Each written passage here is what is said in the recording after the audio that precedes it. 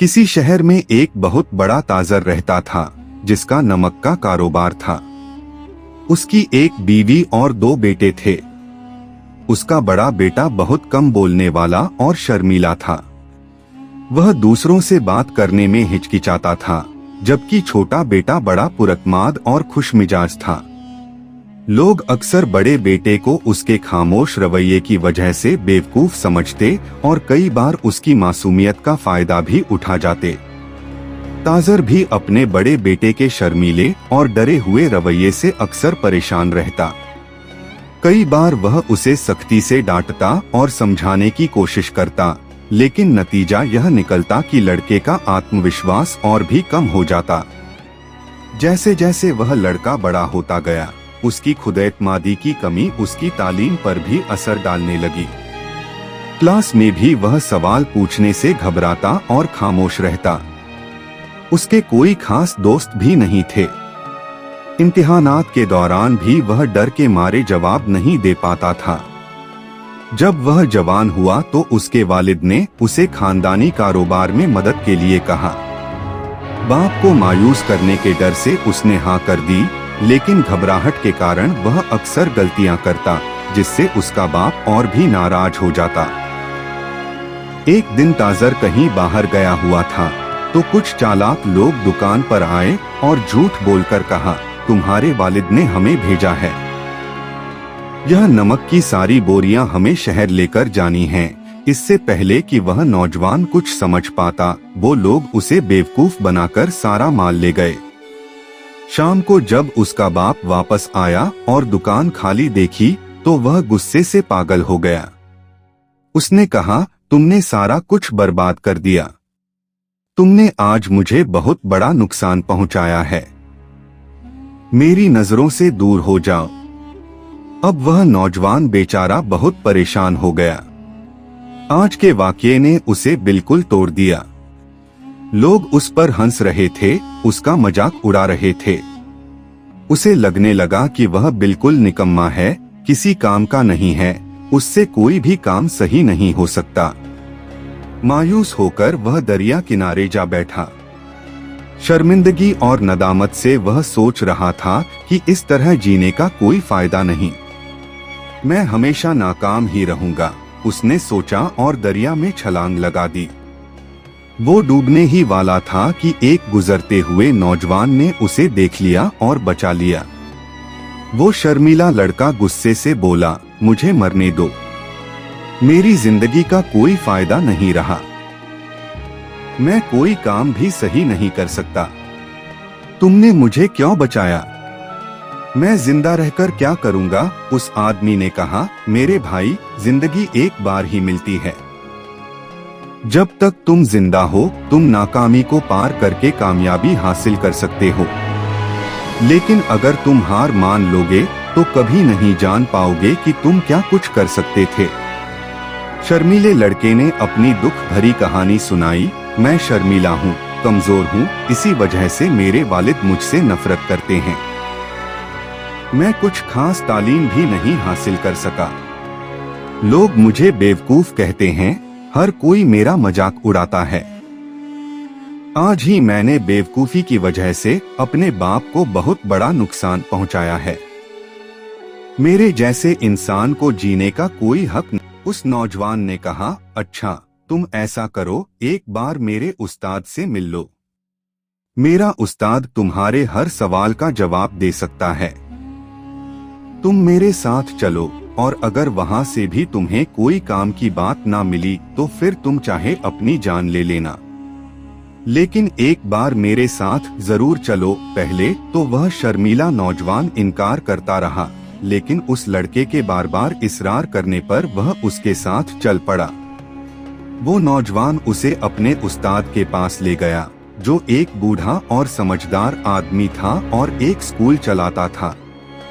वह लड़का उनसे बात करते हुए फूट फूट कर रोने लगा, आप मेरी आखिरी उम्मीद हैं। अगर आप मेरी मदद ना कर सके तो मैं अपनी जान दे दूंगा। उस बुजुर्ग उस्ताद ने तहम्मुल से कहा, बेटा, मैं तुम्हारी मदद जरूर करूंगा, लेकिन उससे पहले तुम्हें 3 दिन मेरे कहे हुए काम पूरे करने होंगे। यह मेरी शर्त है। अगर तुमने यह काम मुकम्मल कर लिए तो मैं वादा करता हूँ कि तुम्हें वो राज बता दूंगा जिससे तुम्हारी जिंदगी बदल जाएगी। उस लड़के की आंखों में उम्मीद की रोशनी चमकी। वह इज्जत पाने के लिए कुछ भी करने को तैयार था। उसने बुजुर्ग उस्ताद की शर्त मंजूर कर ली। पहला दिन उस्ताद ने कहा, जाओ और 10 अजनबी लोगों से उनकी जिंदगी के बारे में बात करो और उनके जवाब एक पेपर पर लिखकर लाओ। नौजवान यह सुनकर हैरान रह गया। उसे यह काम बहुत मुश्किल और अजीब लगा, लेकिन इज्जत से जीने का राज पाने के लिए वह कुछ भी करने को तैयार था। उसने कोशिश शुरू की। कुछ लोगों ने उसे नजरअंदाज किया, कुछ ने बदतमीजी की, मगर वह कोशिश करता रहा। शाम तक वह 10 लोगों से बात कर चुका था और इस दौरान उसके कुछ नए दोस्त भी बन गए थे। वह खुशी से वापस आया और उस्ताद को अपनी कामयाबी के बारे में बताया। दूसरा दिन उस्ताद ने कहा, आज तुम्हें 10 बच्चों को पानी की अहमियत के बारे में पढ़ाना है। नौजवान घबरा गया, मेरे पास तो तालीम ही नहीं है, मैं कैसे पढ़ा सकता हूँ। उस्ताद नरमी से मुस्कुराया और बोला, इन बच्चों को नहीं पता कि तुम कम तालीम याफ्ता हो, बस जो तुम जानते हो वही उन्हें सिखा दो। नौजवान हिम्मत करके बच्चों के सामने खड़ा हुआ और पानी के 5 अहम फायदे बताए, फिर जल्दी से भाग आया। उस्ताद ने कहा, यह तुमने सही नहीं किया, तुम्हें बेहतर अंदाज में करना होगा। इस बार उसने अच्छे से तैयारी की और पहले से ज्यादा एतमाद के साथ सबक दिया।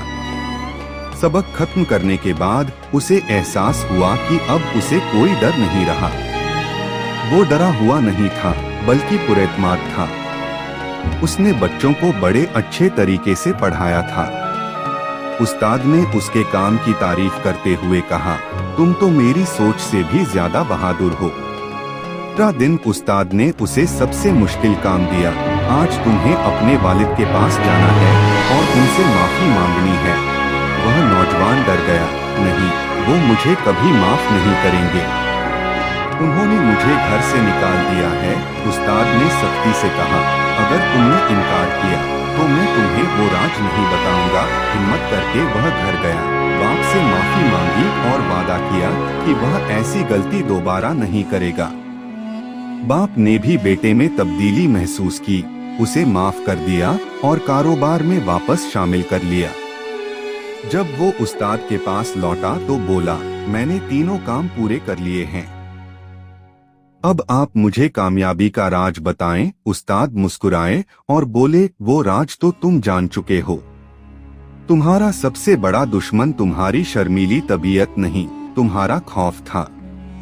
याद रखो, लोग तुम्हें वैसा ही समझते हैं जैसा तुम खुद को पेश करते हो। चाहे तुम अंदर से कमजोर महसूस करो, लेकिन पूरे एतमाद से चलो तो कोई तुम पर शक नहीं करेगा। असल ताकत खुद पर यकीन रखने से आती है।